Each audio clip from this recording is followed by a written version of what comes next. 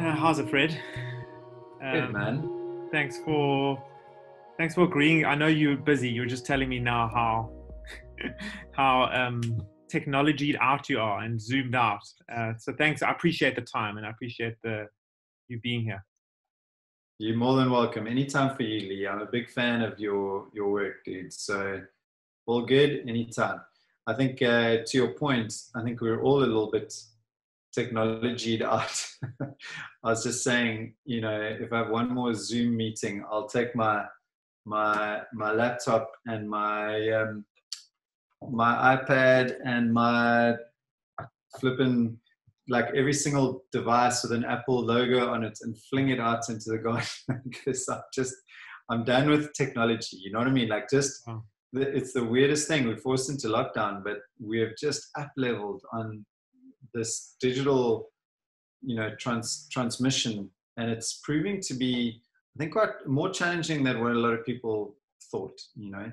There's something to the subtle idiosyncrasies and nuances of human contact meetings where you're sitting and you're from a subcutaneous biological level analyzing the subtle movements and inflections of the way people are in real life as opposed to behind a screen, and I think we're starting to feel that. There's something quite draining about being in front of a screen and streaming your energy all the time, and it feels like it's an exceptionally draining process.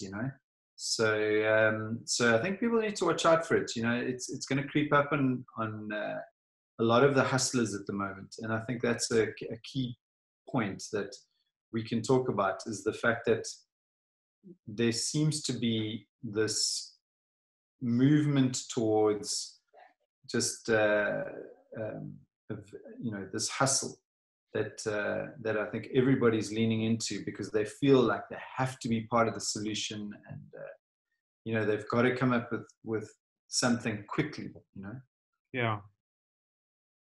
And it's interesting that you started off like that, the conversation like this, because I've been reading a lot. I'm sure everybody's reading a lot, and my WhatsApp groups have just gone off the chart busy, and like to the point where I've had to start telling people, look, please stop sending me stuff because I can't anymore. But we've been thrust. One of the narratives is that we've been thrust into this fourth industrial revolution at a rate faster than we were before, and as you say, we're now feeling like, hold on, like, were we ready for it? Is it what we want? Actually, is a good question. And I think that says a lot about the world that we were creating before this thing happened. Is, were we going on the train that we wanted to actually go on? Were we heading to a place that we wanted to be in? It's such a good point, Lee. I mean, it's amazing to think. I mean, we're having all these digital meetings and we're creating so much information. We're up-leveling in every single form of transmission that we've created, and that's humanly possible, or possible through these machine layers. So we're almost in this gigantic simulation whereby it's like the world's largest social experiment. Every single person is now conveying information in bytes across these devices, and it's all it's essentially going into this gigantic milieu, and time will tell. I mean, if you think about it, almost half the world is in lockdown at the moment. Time will tell how it's going to impact on us, but we have the data. We've got the data to be able to record it on a level that's just extraordinary and that's unprecedented. So I think what's going to happen, I mean, there's a lot of things that are already we're starting to surmise and assume, but I think we can safely assume that it's a giant reset, and as you mentioned, we had all these forecasts, and there was all this modeling towards the fourth industrial revolution and how the world is changing and how we need to adapt to it. It's like, it's here, folks. Everything has been dismantled, and we now have to adapt to this brand new reality. And it's very technological. It's very, you know, we have to adapt faster than ever before. And I think, you know, one of the things, look, we can talk about the negative ramifications, because certainly at Heavy Chef, we're seeing a lot of that. You know, we serve a community of entrepreneurs and small business owners, and the impact has been profound. It's been quite sobering. At the same time, just tell me more when you say like specifics of what are the impacts that you're seeing.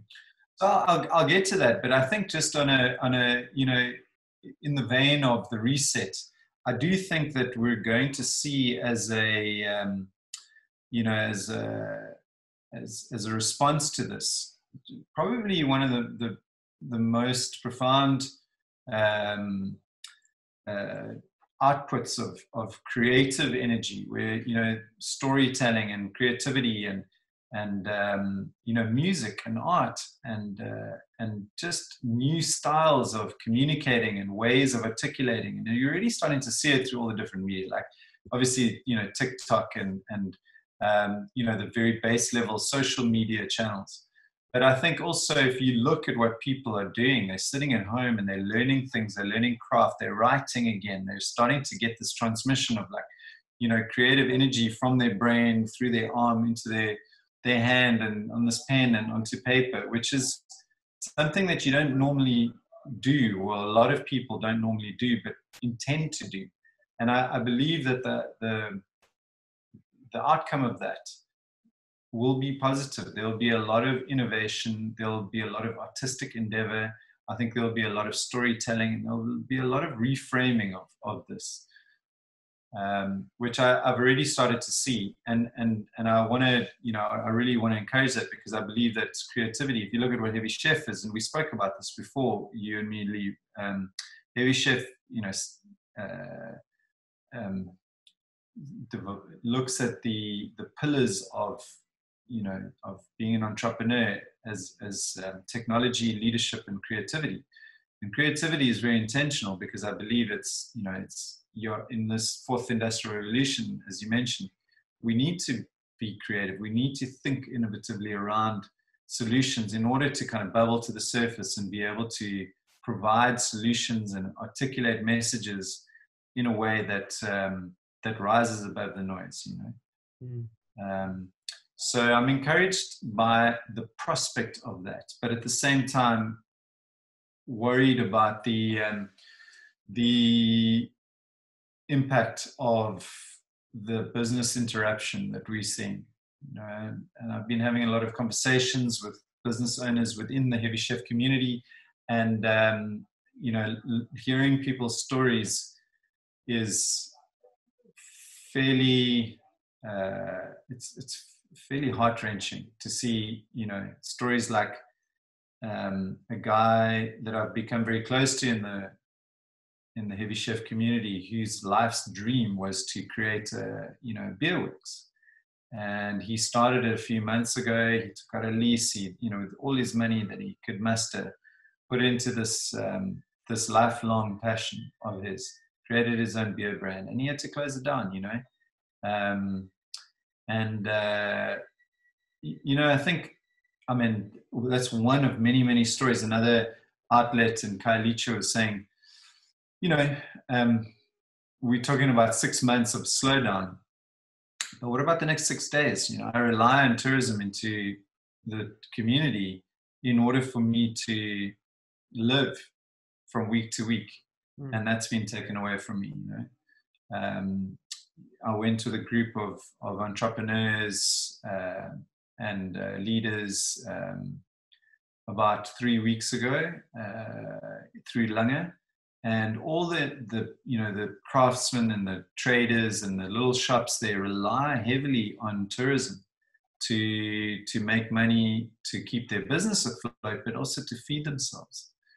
You know, so there's an extraordinary amount of hardship that's bubbling under the surface, which I think it's you know, it's when you are having these conversations, you realize just how much of a challenge we have on our hands over the next year, the next 2 years, the next 5 years, I think, you know. Yeah, I think we're being shown how fragile this whole system that we're living in is, and even more so for guys like that, because that kind of fragility is so much closer to them than it is to us. Like we, you and I might have a runway of a couple of months before we start really panicking or freaking out. They've got like a day or maybe a week. Like it's like we also live in Hard Bay. I know here locally the guys, they're starting to run out of food already, and we're a week and a half in, and I know there's a lot of initiatives going on to feed them, but it's just a small population of 50,000 people. What about the Khayelitsha's and the Langas and the Guguletus, where there's Sure. hundreds of thousands? So it's going to be Millions. Yeah. tough. Yeah, across the country, we've got millions of people in that situation. Yeah, well, I mean, in the hinterland of Western Cape, there's 2.4 million people living in disconnected communities. So it's a significant challenge. Look, I mean, I think the one thing about this problem is that we are in it together, and there's no getting away from that. We're all connected in this, and I think that's one of the things that I think it may, if we're trying to get a silver lining out of this, that may be it. The fact that we're literally being we're like pushed together like putty, because we're either in this together or we all drown, Wow. And I mean, this thing this crisis is hitting everybody, because I mean, if you think about it, just from a health level, like you'll find people in poor areas and so on, but then you find, like the leader of the UK, of Britain, getting sick, and he's just been admitted into hospital. There's no segregation here. I mean, this thing is taking out everybody, and I think from a financial level and a socio-cultural level, we're all connected to the people that are affected, so whether it's sorry, that's my German Shepherd, by the way, that you might hear. He I don't know if you can. No, yeah, my neighbor's dog was barking. It's fine. If a leaf drops in the tree, he goes bananas. So and we might see my teenage son come waltzing out just now from a Counter-Strike gaming spree. This is the new reality, right? Like there was that clip about that guy, this newscaster, the two kids came in the door and he shoved them out. No more. It's one of my favorite clips of all time. I flipping love that guy. It's one of the funniest things that I've ever seen ever. Like, you just need to go and revisit it every now and then just to kind of put a smile on your face, So yeah, man, I think that we, from just going back to that point, like of connection, we're all impacted by this in one way or another, right? So we all have businesses or people, that can be and will be directly afflicted by the crisis. So it stands to reason, whether or not you're somebody in a disconnected community outside of one of the major metropolitan regions in South Africa, or if you're at the head of a multi-generation family business, that it stands to your favor to connect and collaborate and contribute to the solution. And I think more so than ever before, we're going to see, I mean, maybe we've seen, post-war years, efforts where people come together and work together. But I do believe that this will provide us with the opportunity to collaborate on a scale that's unprecedented, which in a way is I mean, obviously all of this stuff is quite scary, but there are major opportunities. And, it's almost like, to your point earlier, we've been thrust into this crisis, which, by the way, I mean, we all know, we kind of knew that this was going to happen at some point. Exactly, it was coming. And we've had all kinds of models, and we've even had movies which has a play-by-play of like what's going to freaking happen. And by the way, I'd love to be the distributor of Contagion right now, because that dude must be making a ton of money, you know. I don't think I know anybody who hasn't watched it recently. It's so funny. But yeah, man, I think, and it's quite scary, because the truth is, and as bad as this crisis is, and as bad as, you know, the actual the health implications are. I mean, I interviewed Dan Mace, the filmmaker, on Saturday. I don't know if I watched it know before this conversation. Did you watch it? Okay, cool. It was such a fascinating interview. I mean, it was like 2.5 hours of conversation. We just stripped it down to half an hour, but it's a harrowing thing, you know. And Dan, he's such a cool guy. Like, and he's you know, clearly one of the most gifted creatives in our country. You know, he was scared. Like, he was like, dude, I'm freaking dying here, you know? This is not just flu. This is not just a mild case of whatever, you know, seasonal sickness comes around. This is something that needs to be taken seriously. That said, you know, the case fatality rate of COVID-19, I believe it's about 1% or so, you know, maybe a bit less. I mean, in countries like Spain and Italy, obviously a lot more. But we'll know over time what it is, compared to, say, for example, you know, a medical practitioner friend of mine was saying to me, like, there is a real chance of something like COVID-19 mutating into something a lot more serious, you know.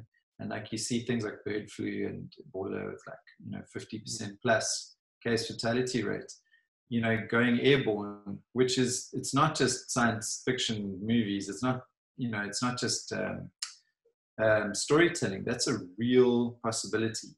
So we're getting the opportunity now to put the measures in place for something that could be a lot worse, you know. And it could also be intentional. It could be like a biohazard. It could be a, you know, an actual an act of warfare that's released on the world. So those are serious things. And like, we kind of say, it'll never happen. But like, you know, we sit now with 50% of the world in lockdown and some kind of forced isolation. You know, this is as real as it gets. So, so I think, yeah, I mean, it's, as much as it's exhausting and draining. I don't think I've ever worked as hard in my life. I think it's also going to be a fascinating process of coming out of this, and we will get out of it, you know. It's just, we need to think very carefully of how I believe, particularly from an emotional level and a personal level, that we approach that journey of coming out of it, you know. Because I see a lot of people, you know, if you take, you know, say you're on a continuum of 0 to 9, like, a lot of people are operating on very high ends of stress and anxiety and pressure and intention. And, you know, sometimes that intention is really well meaned, but it's, you know, it's damaging. And I think, as I think you weren't recording yet, but you mentioned earlier, you know, sometimes it's also very important for us to stop, breathe, reflect, take stock, and let the pendulum go. It's also not good to kind of sit at 0 and like not do anything, you know. But you got to let the pendulum sit somewhere in the middle, and you got to allow it to kind of swing a little bit, and be mindful of the decisions that you make going forward, because they will have, you know, quite far-reaching consequences, I believe. I'm quite interested in what's happened for you personally during this time, because from the outside, I've watched you guys pivot really quickly from having real events, and I'm looking at other people who run real events and their businesses are gone, to running online events. And it sounds like your first online event, you said you had over 300 people, just pretty successful, except some technical issues. Yeah, dude. We can talk about that. It was freaking nerve-wracking, but yeah. So I'm interested to know what's going on your side, and how you've made your decisions and how you've kind of mapped your way to where you are, because a lot of other businesses might be sitting in a place where they have an opportunity to pivot, but they maybe can't see the light yet, or they don't know how, or they're paralyzed. Yeah. So, I mean, look, there's some context behind that. So, first of all, thank you for recognizing that. Yeah, it was a great event last week, Tuesday. It was super fun, but it was flipping scary because behind the scenes, I mean, we had, just to give you some context, like we had the word that weekend that cable, the Africa cable, the Seacom cable or whatever, was damaged, and internet was going to be like at an all-time low for that period, you know, which obviously when you're streaming a live event from 5 different locations, you know, that's not ideal, right? Yeah. And everyone's at home with iffy connections themselves, and there's a lot of balls in there that we have absolutely no control over. So it was terrifying from that degree. And then, you know, we'd never done it before. So from the technical and structural, the platform that we were using, all of that, those elements were unknowns to us. We had done trial runs, but doing it in a real live setting, you know, with, I think it was about 370 people, you know, was a stretch. You know, it was a real risk. And then just leading up to the event, all the logistics and organization was just crazy. It was very, very challenging. But the truth is that, and I mean, I mentioned this to you, I think, in one of our previous chats, but Lee, Heavy Chef is a young company. Our intention was always to go online. So our business plan was, you know, step 1, build a brand in a community, right? Step 2 was to offer as much value as possible. And that's through the little learning bites, the classes and the evening events. And then the third was to do this blended online learning platform, which essentially would then, you know, create this entrepreneur lifestyle, which, you know, people could dip in and dip out and take little nibbles of the recipes that we're serving up through Heavy Chef, these kind of recipes of success through the Heavy Chefs that come onto our platform. And so we had been thinking about it for some time, about the process of going online. So from a logistical perspective and a messaging perspective, it wasn't that difficult for us because we kind of had the rails set up already, if that makes sense. So for us to turn on that switch was, I mean, I guess, I don't want to say lucky because we're certainly not lucky, but I mean, it was kind of like we had to do it anyway. So we just had to do it a bit faster. The research around platforms, we had looked into Zoom and Hangouts and YouTube Live and Facebook Live. And, you know, we'd done some stuff with Facebook before last year. We'd done a bunch of workshops and classes with them. We'd spoken with LinkedIn in South Africa. They're called Turn Left Media. So we'd done a lot of the kind of the reconnaissance already. And then it just so happened that I had been chatting with a group of people called Crowdcast in the United States. And my friend Rich Mulholland, he's just an absolute legend. And him and I have been mates for like a long time. He's a great public speaker himself, and he runs Missing Link, which is it's confidently South Africa's best presentation company. And he was like, dude, have you seen Crowdcast? And I was like, well, I'm just chatting to their guys today. And so we started talking about maybe we should collaborate. And so Rich, fortunately at that time, came on board to help me and my team set it up. So that was massively helpful as well. Having Rich and his entire team helping us with the technical stuff behind the scenes. So, for example, you know, we had this whole setup where for the event last week, which is called the Futurists, and it was all about, you know, how people are evolving through this crisis. And, you know, we had Dion Chang, Bronwyn Williams, and Musa Kalenga, 3 outstanding speakers. And we had Mike Perk, who was doing the facilitating. So Mike's whole thing was, you know, just to make fun of the fact we're all working from home. So he came on in a dressing gown, and he had all these like wardrobe changes and everything. And he was trying to be funny, but the problem was, and he was super funny, but the problem was that his internet just crashed like during his intro.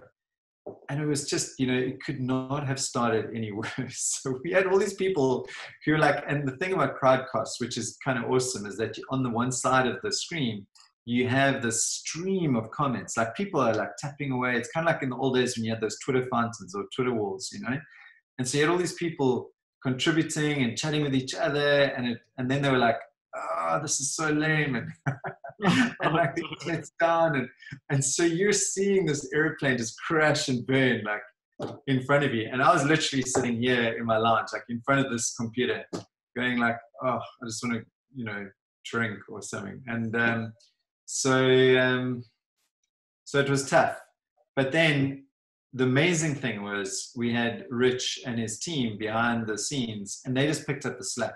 So Rich, who's obviously very good in front of crowds, he just kind of popped up on the screen. He was like, hey, everybody, I'm having a little bit of a technical glitch. And, you know, he kind of rescued everything and made it funny, made it personable. He kind of gave me a chance to come back, and I got into my garage where I've set up the studio, and I've got a big Heavy Chef sign and, you know, lights and whatnot.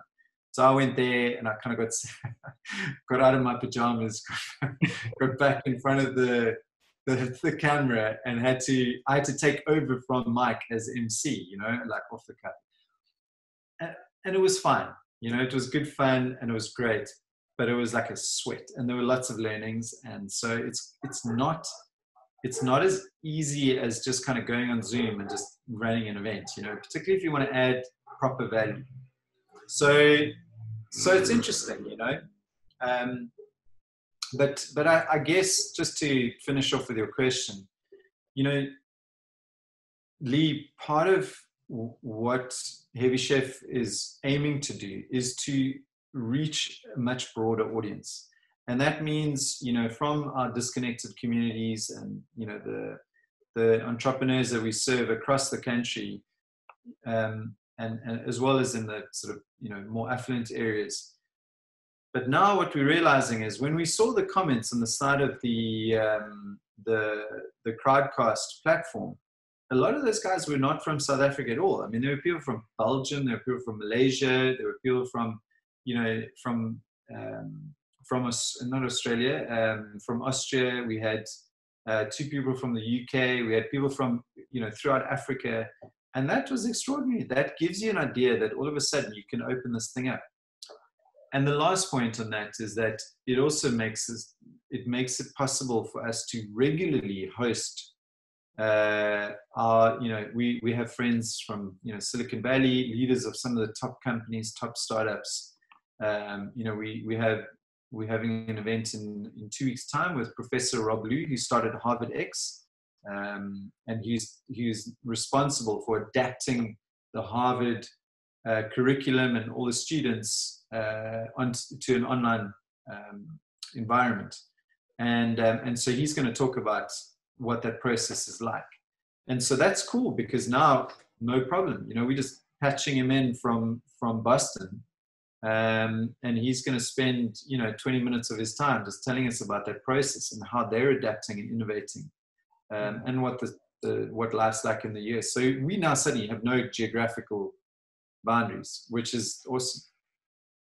Yeah, look, I think that is one of the positives coming out of this. I mean, just today, my wife she's in a coaching dialogue, so she had a coaching session via Zoom. My daughter did a ballet class via Zoom with all her mates on this. We put it on the TV and all her mates on there, and she did a whole ballet class. And now we're doing this. This is just one day. We had her birthday online. The other day we did like a family quiz with family all over the world. Like, people are innovating at a rate of knots and connecting in new ways. It's quite amazing to see. But it is. Yeah, I agree. And that level, that connection is amazing, right? I mean, how are you finding that? I've had some unbelievable calls and interactions where, like, I feel like joyful afterwards, like, wow, that was just amazing. And then others where I'm like, geez, that was draining and heavy. And Yeah.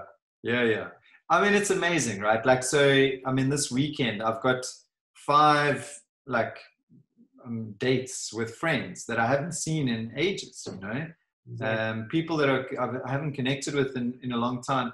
And it's not like you couldn't do this anyway, you know, like, I mean, you could do that in any time. Like, Zoom was always there and all that kind of stuff. It just feels like and this was to my point earlier, you know, that creative, it feels like there's this petri dish that's been created whereby there's boundaries around us. And boundaries, if anyone's ever been a creative director, and I know you know this, Lee, you are putting out a creative output. what's the one thing that you need to enforce for a creative team? You know, you need to give them boundaries. You need, for an artist can't work without a canvas. You know, if you give them an unlimited space, they're going to be like stuck. So we're sitting in these petri dishes, and there is an outcome of creativity from that, I believe, anyway. And I think part of that is there is a heart to it, you know. There is a heart that's emerging from it, which is, it's encouraging us to connect in ways that we haven't before. You know, people are you know, but as much as we have these enforced boundaries, you know, around us, we're breaking other boundaries in terms of human connection, which I think, you know, is quite extraordinary and fascinating, you know, and super heartwarming, you know. Yeah, I think it's also, it's leveled everyone onto the same playing field. Like, you can watch Tim Cook speaking to people from his home in a jersey that's, I think it was the same kind of this, you know. It's like, we're all people, or Trevor Noah doing his show from his lounge, or I'm loving Trevor Noah. I'm so flippin' proud of him, you know. Right. He is just rising to the surface, and you have all of those dudes, you know, all of those daily talk show hosts, and he has just bubbled to the surface as the top dude out of all of them, you know. And because he just has so much heart in terms of the way he's interrogating this crisis. He's tackling all the hardest issues, and he's speaking with all the most important people, you know. And it's just so cool to watch. Yeah, he's also very, very smart. Yeah. So where do you see this going? Like, so you know, so far we've spoken about, like, there's this contradiction I'm seeing between the technological, we've got this technological shove up our butts to move in a certain direction, and at the same time there's this craving of human connection. Like, I'm struggling to see where this is going, and I don't know anyone who knows where it's going. And it makes it hard to make decisions if we don't know where we're going to be in 3 months or 6 months, or particularly as business owners. Do I close what I'm doing down, or do I start something new? Do I get my side hustle up going? Is this the side hustle time? Do I just down tools and just chill? Like, it's quite overwhelming at times to know what to do with one's time during this crisis. Yeah, what's your take on it? So there's a few things. I mean, I think first of all, from a personal perspective, there's a huge amount of opportunity for personal growth, just internal work and self-reflection, and, you know, just really kind of understanding who you are. I mean, you've got the time and the resources, if you have the resources, a solid internet connection, and some decent people to reach out to for perspective. I think that if you're not really kind of digging deep and looking at yourself and asking hard questions of yourself that you've never really had the time or the inclination to do, then you're doing yourself a bit of a disservice. You know, you don't have to, but I think it's worthwhile. I mean, the second thing I think is that there is a temptation now to go to extremes.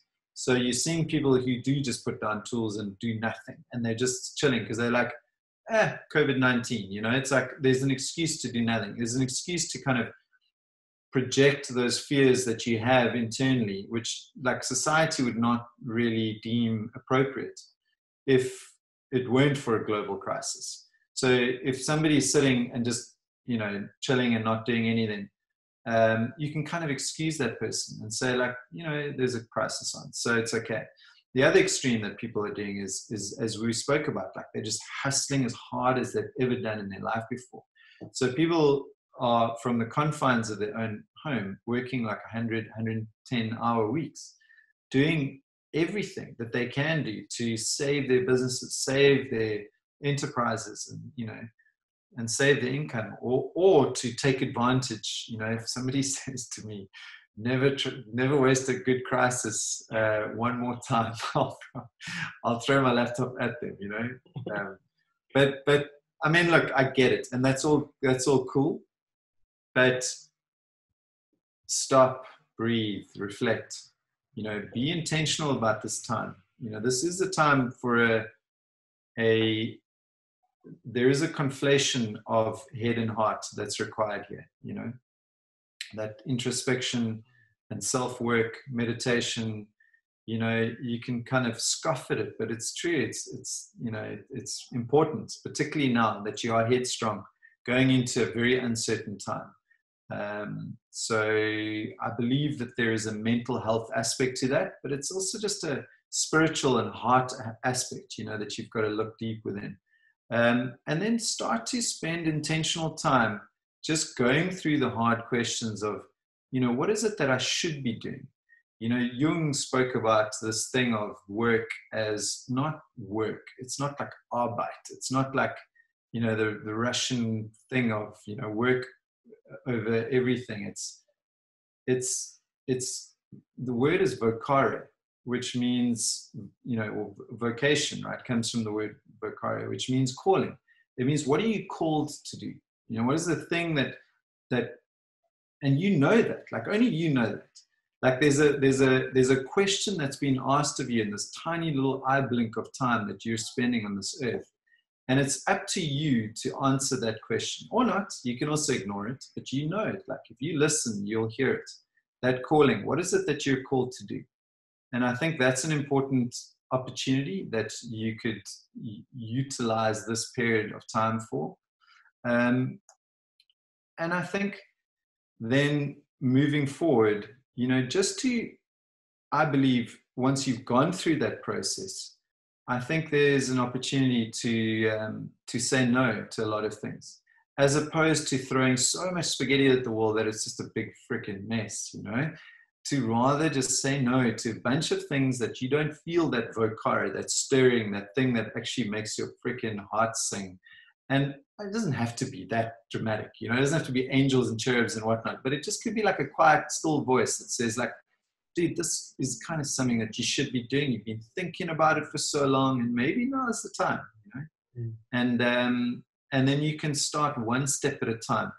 And, I love, there's a quote by Goethe, the German philosopher, where he talks about commitment, and you've probably heard it before, but he says, when you commit to something, there's a whole manner of consequences that start to occur that would not have occurred if it weren't for the fact that you're committed to a single thing, And so that idea of focusing on something and then intentionally, one step at a time, you're deliberately going at something, and all of a sudden, it's not just, it's not just pseudo-spiritual. It's the fact that because your eyes are tuned to that thing that you're doing, the opportunities start to become more apparent, And Jim Collins, the writer, talks about return on luck. And the reason why you have return on luck, is because you prepared for it. And so in the same way that, Heavy Chef has been ready for this online shift.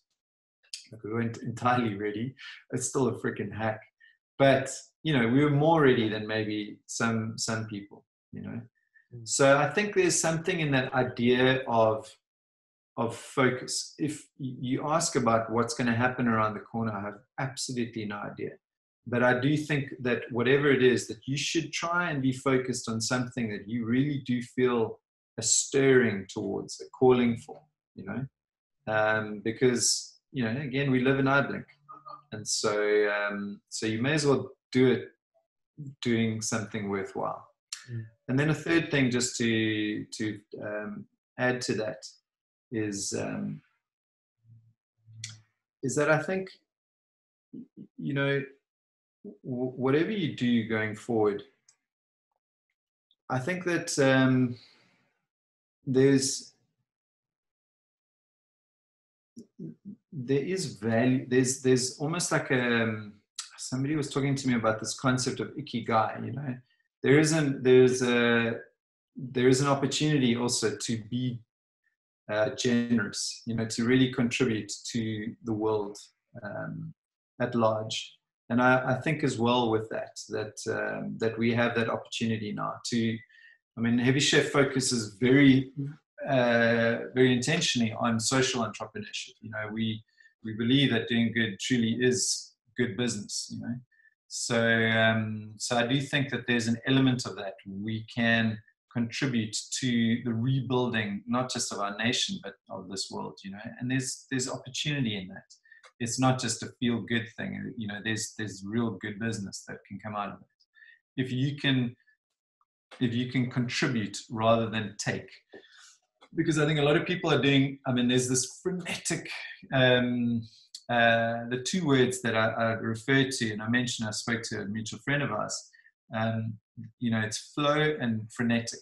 You know, we can either choose to be in flow or we can be frenetic. And frenetic is not sustainable. You're going to burn yourself out, and you're going to burn the people around you out, and you're going to burn your business out. You know, flow is when you focus and you go forward and you're providing value.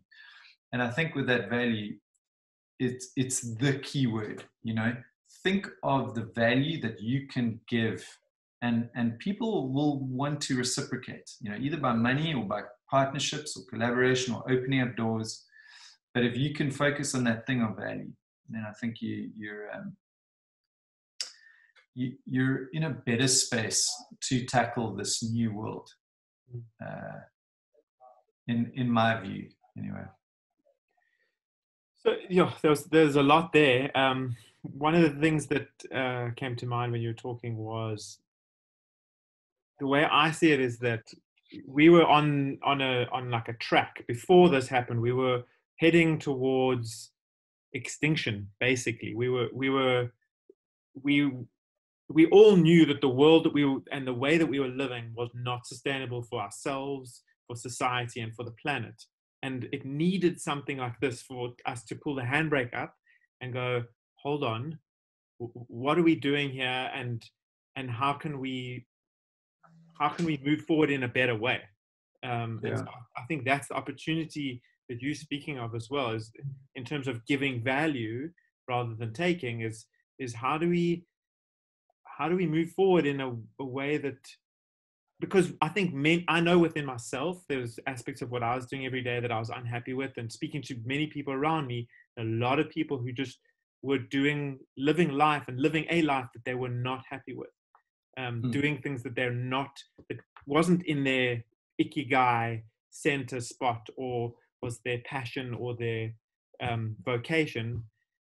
And if the business now no longer exists, or your company's closing down, you don't have a job moving forward, or like if there was ever a time to reset and look at what it is that you want to do with your life, it is now, for yourself and the greater good, I think. Yeah, and I agree with that, you know, and I think there's something quite beautiful about that process, you know. We are a very dear friend of mine messaged me recently, and she's been taking a lot of strain. You know, she's been very anxious recently. You know, she sent me a message without any, you know, irony or cynicism or anything. She said, like, is the world ending? and you know, and I said to her, yes, it is ending. Like, the world as we know it is ending, you know. Like this is a gigantic reset. We've had to stall everything. And so there is a massive opportunity in that.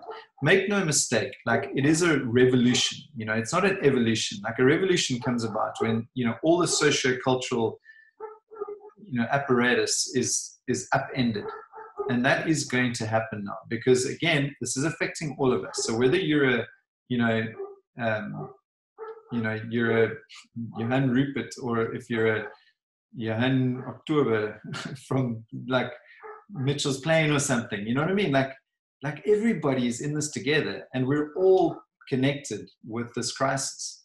So we have to collaborate, because there's something in it for us to collaborate.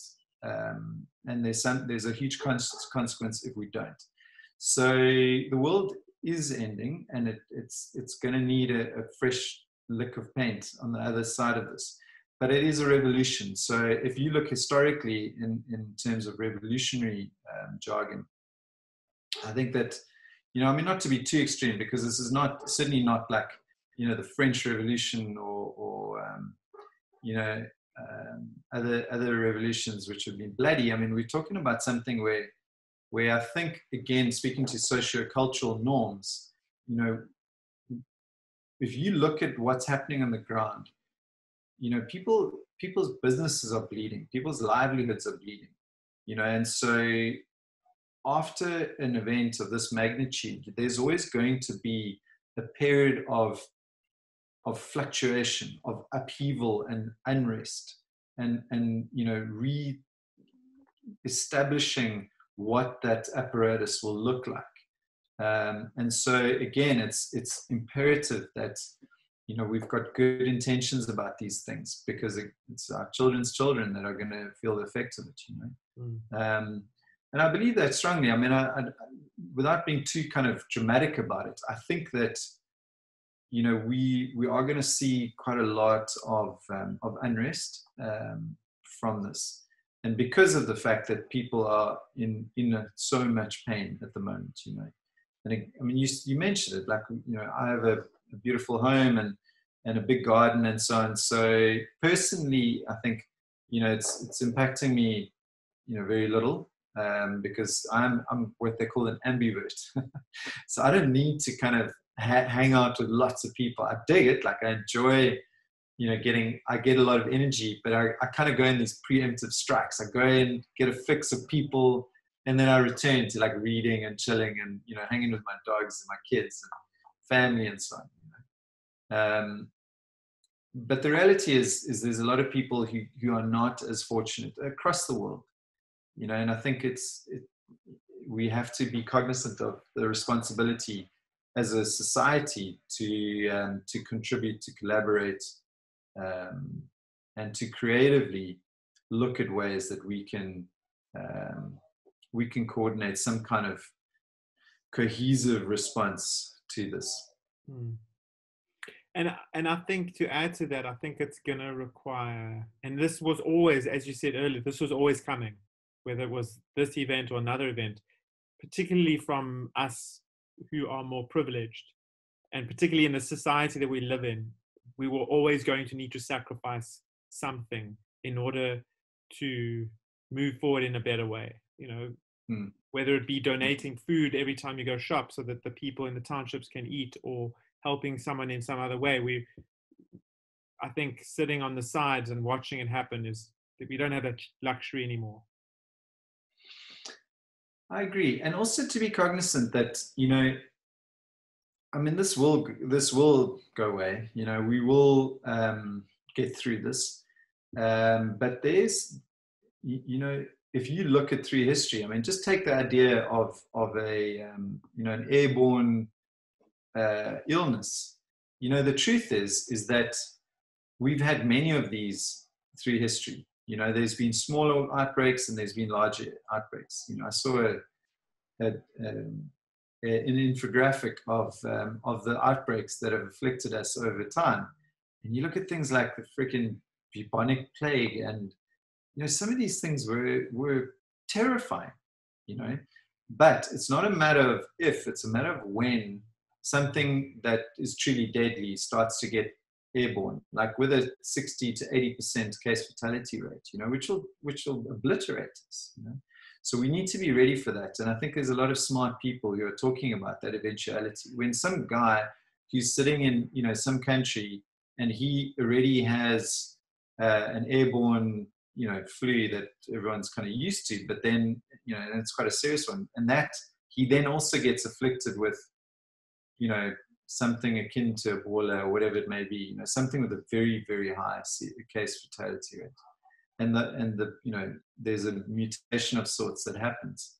And I mean, I'm not a scientist, but if you speak to some of the guys who are smart about these things, and they say, look, this is going to happen at some point, given the amount of people on this planet, and the multifactorial nature of this thing, there's going to be something as dangerous as that, or it could be some like properly intentional biohazard. So I think that we need to also, not just from a rebuilding perspective, we also need to put in place the preemptive proactive steps to prevent this type of just massive disruption from an economic and socio-cultural perspective. I wouldn't even know how to start doing that. I mean, I guess that's up to the guys who think about this stuff. Up to the smart people with white coats, just kind of hoping that they'll they'll get that right, you know. Yeah. But I think the truth is, it's up to all of us to take it seriously, you know, because I don't think that happened in the past. Everyone's like, nah, it kind of happens in the movies, you know. It won't really happen, but we're seeing that it could happen, and it probably will happen, you know, in our lifetimes. The other question I had for you is, so, you know, just observing you now on this call and watching the speed, even though it was tumultuous on your end, the pivot, and like, what are the things that you've done for yourself? You've mentioned meditation. What are the things that you've done for yourself that have helped you move through this period in like in the way that you have so successfully so far? Cool. I mean, yeah. So there's a personal and a business answer to that. So the personal answer is that I have what I call a framework. So my baseline of that framework is effectively like my identity, my personal relationship with God, my family, and my work. Right. So those things make up the kind of foundation of what it's all about. Then I have, as kind of supporting that, are my, I'm quite obsessed about nutrition and also ways of looking at exercise and wellness. But then also looking at the habits and rituals that I use on a day-to-day basis. So, for example, you know, every morning I wake up at 4:30, right? And I sit with meditation and I look. Even now, during this time, you wake up at 4:30. Yeah. No, it's an entrenched thing. I've been doing it for years and years and years. But it's cool because I really enjoy it because it's, you know, it's like my time. You know, there's nobody else around. And it's quite cool for me to just sit and reflect, and I journal a lot. So that's another habit that I've entrenched in my life, you know. And then I make a cup of coffee and I go through this whole gratitude process, which, by the way, there's a whole science of gratitude, you know, which I think, you know, from a neurological perspective is fascinating. The way you can, you know, if you look at the degeneration, regeneration of neural pathways and the axons and the dendrites in your brain that make up those neural pathways, and how you can affect them, you know, how you can grow certain things. And you know, there's this process of neural pruning whereby, you know, if something is a negative thought, you know, pay it attention, it starts to wither, you know. And if you pay attention to the positive stuff, that starts to grow. And so you become more of a balanced human being, which I think it's a good thing for all of us, you know. And from my own perspective, it's particularly valuable because I used to suffer quite intensely from anxiety, and I think at one stage in my life, when I was in my early 20s, I got the shock of my life because it sort of drifted into depression for a few months. And anyone who's suffered from depression will know that that's no idea of fun. So I think that those habits and rituals really help with that. You know, it really kind of, as one friend calls it, pokes the monster in the eye. And then just, you know, as a sort of self-actualization, there's the tenets of learning, of community, of creativity, and of travel. Unfortunately, we can't travel anymore, but we can certainly explore and, you know, look up places that you'd like to go traveling online. So that's kind of my framework that I rely on, and it's almost like it's like something that they're all choices. They're all choices, you know, in response to a world that you can't control. So you obviously have no control over the macro environmental forces, but you can control how you respond to those forces. So that's very important in terms of taking your power back. And I believe that otherwise you become like a cork, you know, bobbing up and down in the waves in the ocean. It was a very well-timed little, what's the prop? This cork, by the way, is from the bottle that I opened during that live stream as a bottle of Backsburg Merlot. That, you know, when I thought my job was done in that live stream, and I sat right here, in fact, and I opened a bottle and I poured a glass. This is the cork. And then I was like, flip, I'm back on live. I was kind of like disheveled. My hair was all over the show and just, you know, not really camera ready. And anyway, so this cork is still here from then. But yeah, so from a business perspective, I think the short answer to kind of responding to crisis and doing it in an effective and advantageous way has been through partnerships, and the partners that we have on board are just phenomenal. So we've got a really strong group of partners with Heavy Chef, including, you know, including Backsburg. Simon Back is just a legend, and Bianca and the team. They're just amazing people. They're very passionate about entrepreneurship. But, you know, guys like Yoko and Zero and Retail Capital, Whipping the Cat, the legal firm, Payfast, Missing Link now with Rich, and then they're also a partner of ours, Turbidor Coffee, and you know, Surf Fruit and Good Leaf and so on. Everybody just like, it's just really this heartfelt appreciation for the entrepreneurial cause. And I think when crisis hits and everybody, you know, comes together from working very disparately and doing their own things, and everybody's in the zone and on the rails, and all of a sudden you come together. You know, we're having another big powwow on Monday, this coming Monday, to talk about how we can all work together to serve our community. And that's amazing. You know, when you got really powerful people sitting at the top of all these organizations, you know, and all putting their collective brain power together to figure out solutions, simple, effective solutions that we all have the ability to you know, pull the trigger on. That's quite energizing when you start to feel that, you know. So, and that, by the way, is another thing, is energy during this time is massively important. So to your point of just hustling and whatnot, if you deplete your energy too much, that's a dangerous thing, because even though we're sitting at home in lockdown, you need your energy. You need to conserve your energy. So those habits and rituals become that much more important. You know, doing the work of just breathing and reflecting and, you know, writing down daily things that you're grateful for. That's energy additive. It's not depleted. You know. Yeah, I mean, I think I relate to a lot of what you said. I think my rituals have definitely helped me through this, particularly meditation. It's been vital, I think, even more so than normal.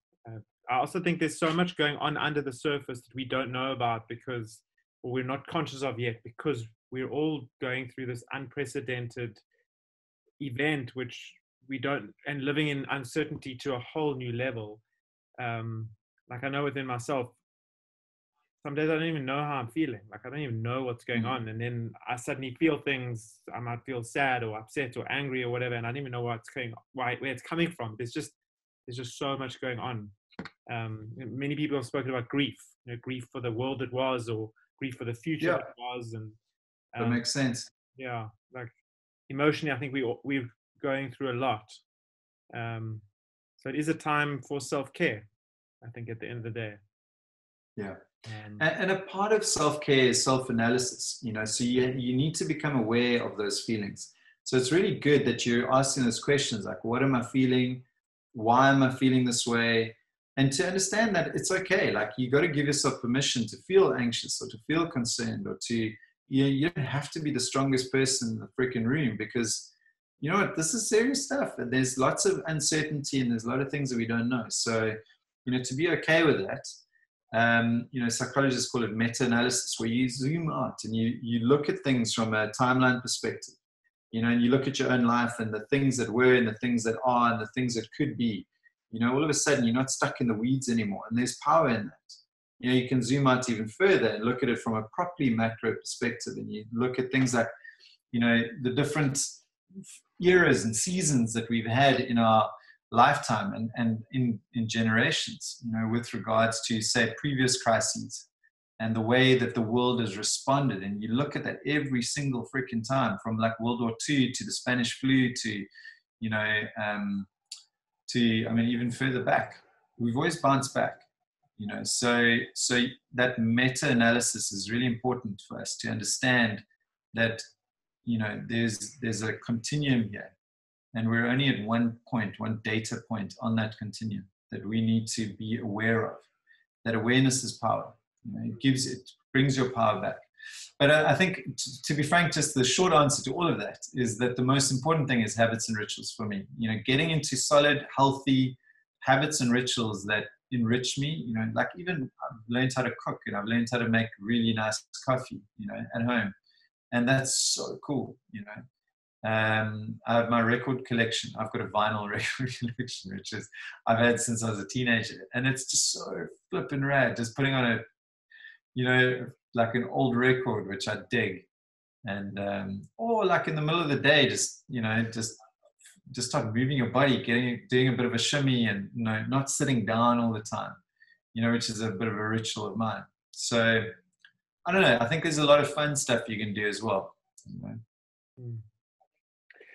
I think if I had to attempt to wrap this up, is like the thread that I see is whether it's, where we started our conversation around the connection and the human connection and the need for human connection, or where we're at now around personal care or self-analysis is humanity. Like, I think this is a time where we're needing to find our humanity within ourselves, within each other, within our communities, and discover what that means for ourselves in a new way. And it's exciting in a way. Like, there's such opportunity, and it's a very privileged thing to be able to say, because we've got food on our tables. But it still is an opportunity. Well, humanity. I mean, humans are resilient creatures, and they are heartfelt and filled with that spirit. And so I think we're going to see a lot of that stuff, and that stuff will bubble to the surface. You want to be part of that. And I agree with you. That is exciting. There's a lot of cool stuff in of that, and it's important for us to realize, that you want to be part of it. And also, like, to understand there are other humans around us. And so some of them may be battling. And if somebody is battling, it's also okay to ask for help, and just to be vulnerable in this time. And again, not to feel like you have to be the smartest person or the strongest or smartest person in the room, That's interesting. When I was writing my notes, prepping for this call, the first thing I wrote down was honest and vulnerable. And we haven't even spoken about that, but for me, that actually is a strength. Vulnerability is a strength, not a weakness. So, and maybe that's, in my view or judgment, that's one of the issues we've had, is that we haven't been able to show our vulnerability because of fear of it being perceived as a weakness. And if we're all vulnerable, it's easier to come together and relate to each other and care for each other. And yeah. Well, there's a reason for that. I mean, the reason for that is steeped in psychology, but the very simple analysis or a simple explanation of it is that, each of us have this kind of inner wound, and we're kind of, that wound is set in childhood.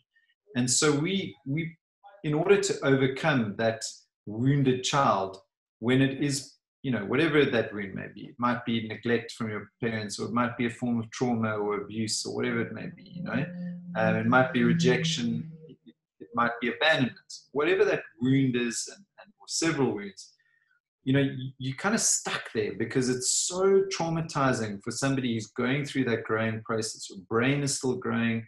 You have not yet forged the ability to comprehend what to do with that wound. And so it locks in. And so you have this kind of inner child, I suppose, that's always sitting there, and it's still it's not reconciled. That wound hasn't been reconciled yet. And so as adults, what we do is we put layers around it, and so you end up with this kind of deep true self, which is effectively like a wounded child. And that wounded child comes out every now and then. It's like it'll throw sand in the sand pit, and it'll like scream and hold its breath until until it's blue in the face, But the projection is very different, And so essentially what happens is that it's not living a lie, because that projection is still, it's a fabrication, it's designed, it's something that is, part of what you're creating. But it is dangerous when your true self and your false self, this extended projected self, becomes too disparate. And so what being vulnerable does is it brings it together, and it makes you more of a whole person, and it makes it more sustainable for you to live an effective life, if that makes sense. So the more vulnerable you are, the more that little child doesn't feel like it's not being seen or heard, and feels like it has to throw sand, and then disrupts and sabotages real life situations, work opportunities, relationships, and so on. And I think vulnerability is like, it's steeped in truth, and truth is like a sword that cuts right through all that bullshit that, gets to that kind of inner child. And I think as business owners, again, my judgment is it's even harder in the business world to show vulnerability, because it's traditionally been such a dog eat dog world, or a competitive world, and vulnerability, if people will trample, or my perception is that if you show vulnerability, that it's not a good thing in the business world. Yeah, and it's kind of awkward, right? It's like we're steeped in schoolyard rules. Yeah. So it's like you're not going to be vulnerable in the at the playground. Yeah. Like you need to be the toughest kid. Yeah.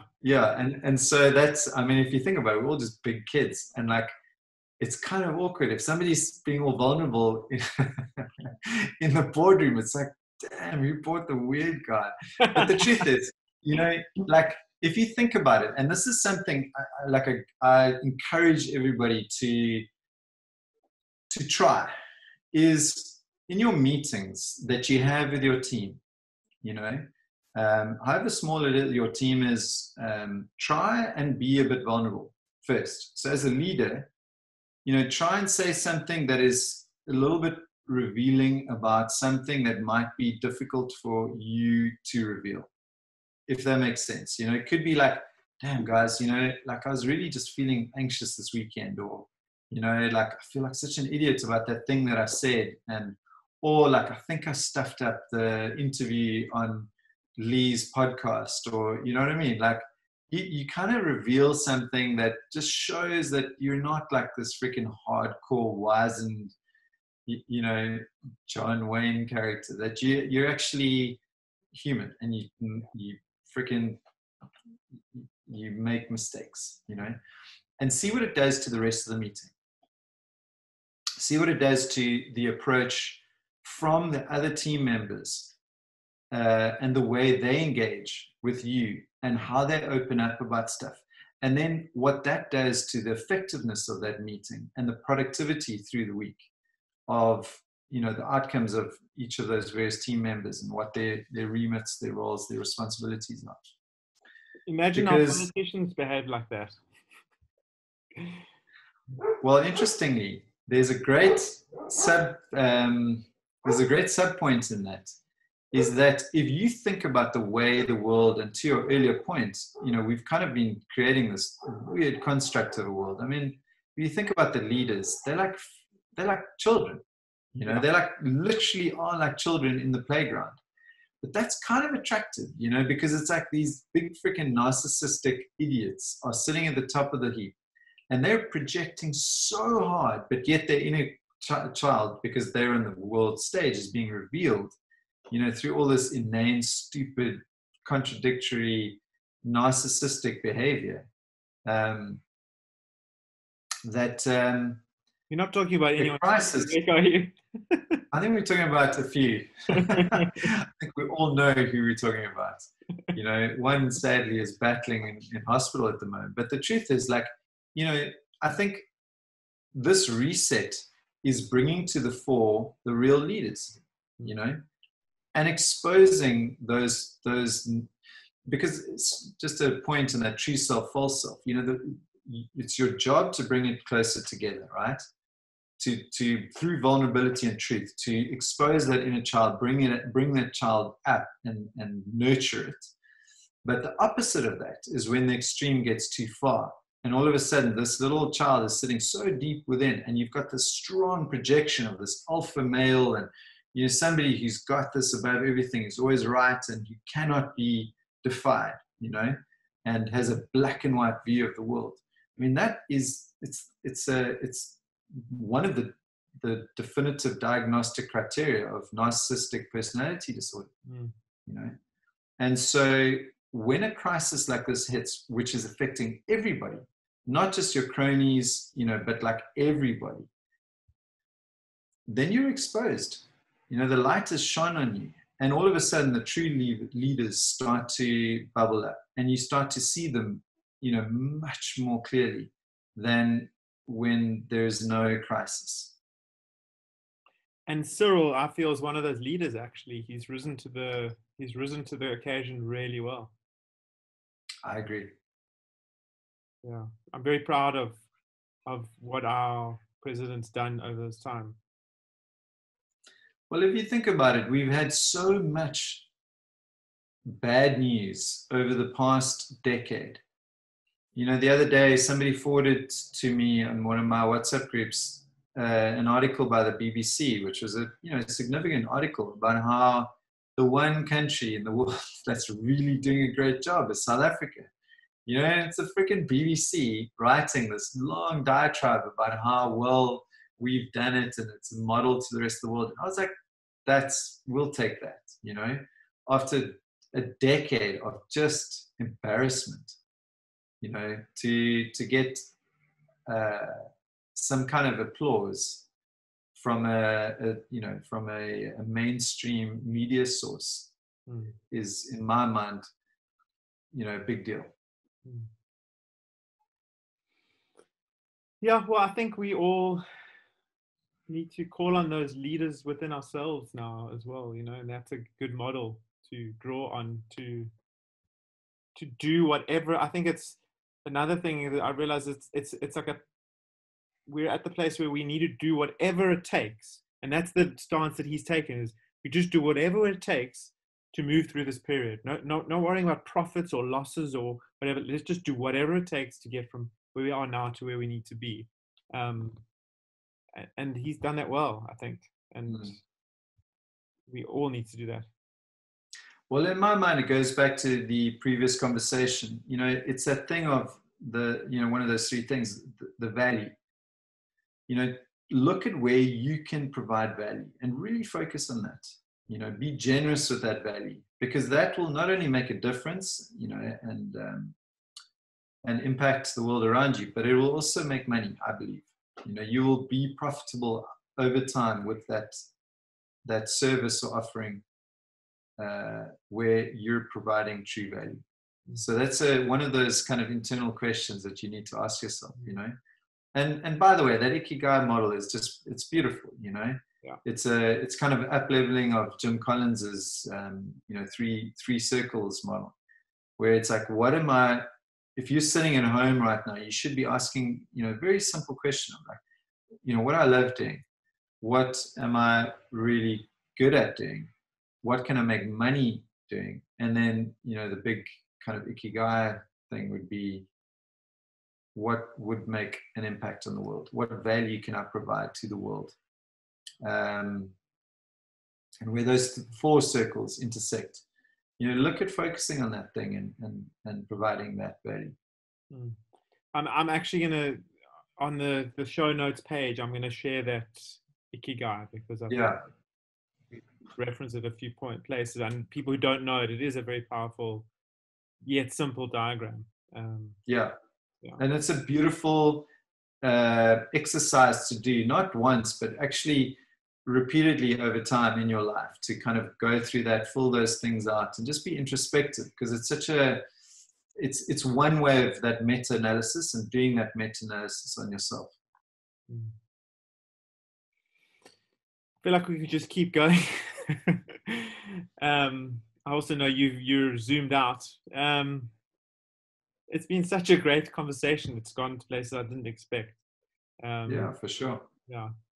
Well, I love your show, Lee. I love what you're doing, and I love the range of interviews that you have on your platform. So please keep doing it and providing value to the world. It's awesome.